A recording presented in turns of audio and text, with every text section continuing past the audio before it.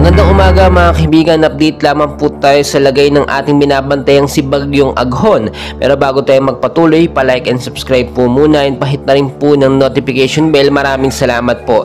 Patuloy pa rin po nananatili ang lakas nitong si Bagyong Aghon over the coastal water of Catbalogan City po mga kaibigan. No? Muli po namataan kaninang alas 4 po ng madaling araw itong pinakasentro or mata nga po no, ng Bagyong Aghon na may estimated po na layo na 140 kilometers no, over the coastal water of Catbalogan City, Samar. So ang hangin po ni Bagyong Aghon mga kaibigan ay nasa 55 kilometers per hour. Malapit pa rin po yan sa sentro na may bugso po pumapalo no, sa 90 kilometers per hour na rin po. Northwestward po ang kilos sa bilis naman po na 30 kilometers per hour. So mga kaibigan, ito po yung mga lugar na dinadaanan po ngayon. Ito nga pong si Bagyong Aghon no, at yung ilang bahagi po ng Silangan Luzon apektado po. Narito po no, ang northern portion po ng Aurora mga kaibigan, apektado po yan, Polillo Island, at itong southern portion po ng Quezon, apektado rin po. Sa Visayas area naman po, northern Samar, eastern Samar, Biliran, Leyte, southern Leyte, at ang ilang bahagi po ng extreme northern portion po ng Cebu ay apektado pa rin po nitong si Bagyong Aghon mga kaibigan. Sa Mindanao area naman, itong Dinagat Island po, ngayon ay nakakaranas po ng signal number 1. Posibleng maitaas ito sa signal number 2 kung sakali pong mas lumakas pa. Ito nga pong si Bagyong Aghon mga kaibigan.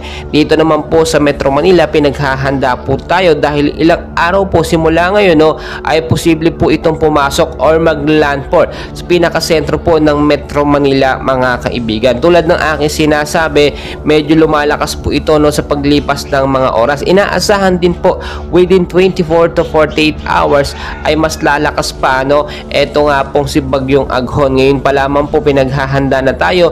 Yung mababang lugar po sa Metro Manila, Luzon, Visayas at Mindanao, maglinis na po tayo at tatanggalin yung mga basura sa mga esterong nakabara no, para hindi po magkaroon ng bagbabaha. Mag-iwas din po tayo doon sa mga landslide prone area.